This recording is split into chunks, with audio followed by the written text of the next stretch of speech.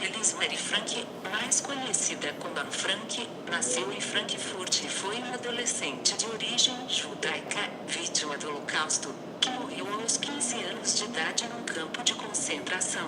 Ela tornou-se mundialmente famosa com a publicação póstuma de seu diário, no qual escrevia as experiências do período em que a sua família se escondeu da perseguição aos judeus dos Países Baixos. O conjunto de relatos, que recebeu o nome de Diário de Anne Frank, foi publicado pela primeira vez em 1947 e é considerado um dos livros mais importantes do século XX. Judia que relatou em um diário os horrores do nazismo, os amigos que estudaram com ela se reúnem para homenageá-la. Encontramos uma das colegas em São Paulo, uma mulher que conviveu com Anne Frank num campo de concentração. A reportagem é de Marcelo Canelas. Como lidar com as sequelas de um campo de concentração? Eu fiquei perto de ficar realmente, de enlouquecer. Da loucura, Nanete se livrou. Das lembranças da guerra, não. A mente humana não possui um botão de apagar, delete. Não tem.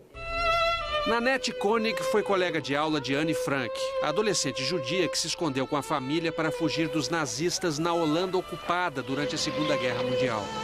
Ela ficou famosa por causa do diário que escreveu no esconderijo, um anexo secreto da fábrica do pai. Quando você lê o livro, você veja que ela amadurece enquanto ela escreve. O diário de Anne Frank, publicado depois da morte da autora num campo de concentração, tornou-se um dos livros mais traduzidos do mundo. O diário de Anne Frank registra as emoções de uma menina de 13 anos que quer namorar, que quer viver, que vê um futuro à sua frente, não é? E registra também o seu olhar para além daquelas janelas, uma vida de violência, uma vida de prisões, de mortes, e do qual ela vai ser, inclusive, uma das protagonistas. Mais de 60 anos depois da publicação do diário, a história da adolescente judia é recontada neste outro livro. Os Colegas de Anne Frank relata o encontro do autor, Theo Koster, com outros 5 sobreviventes do Holocausto. Todos eles estudaram com Anne no Liceu Judaico de Amsterdã.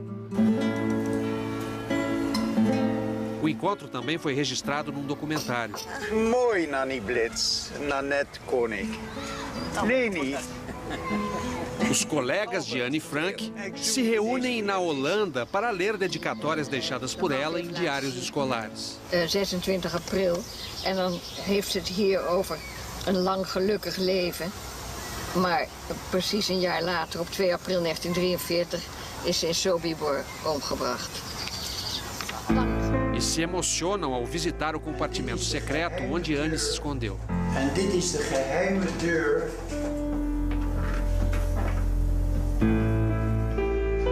O filme mostra uma imagem rara de Anne Frank, em 1941. Theo explica ao neto que uma das sobreviventes conviveu com ela num campo de concentração. É Nanette Koenig, que hoje mora no Brasil. Em São Paulo, Brasil.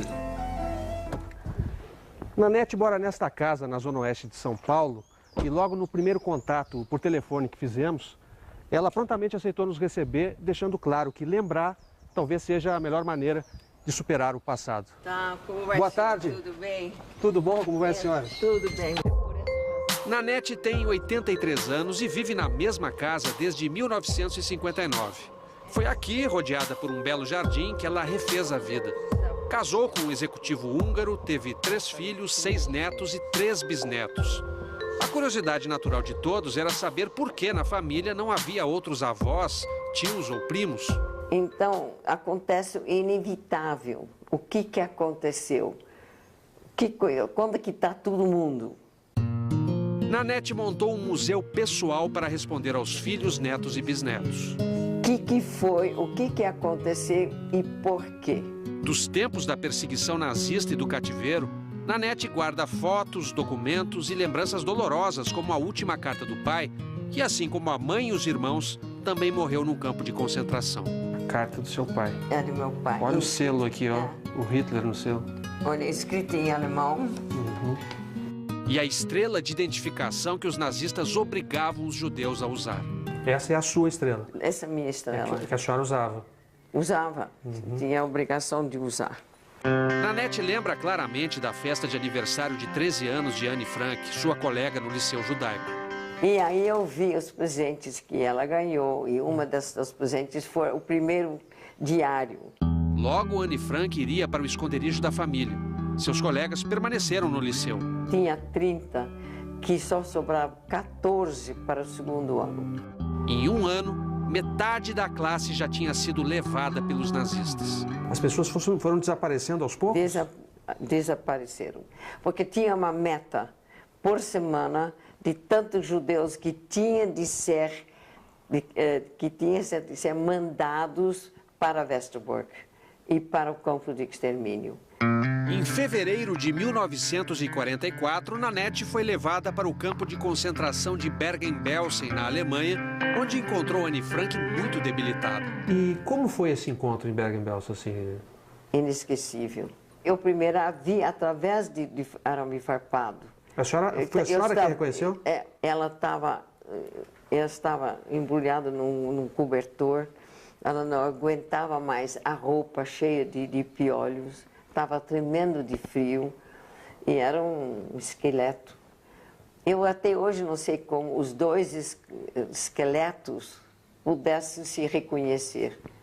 Anne contou sobre os planos de escrever um livro usando anotações no diário e em papéis avulsos. Nós estávamos sonhando, bem dizer. Não sabiam se de fato existiam esses papéis ainda?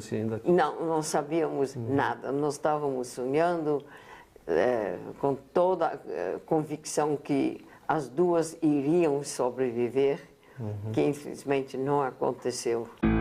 Anne Frank morreria em março de 1945. Encontrei com ela várias vezes, até que ela ficou mal e foi para uma barraca. E eu não estava lá quando ela morreu, não.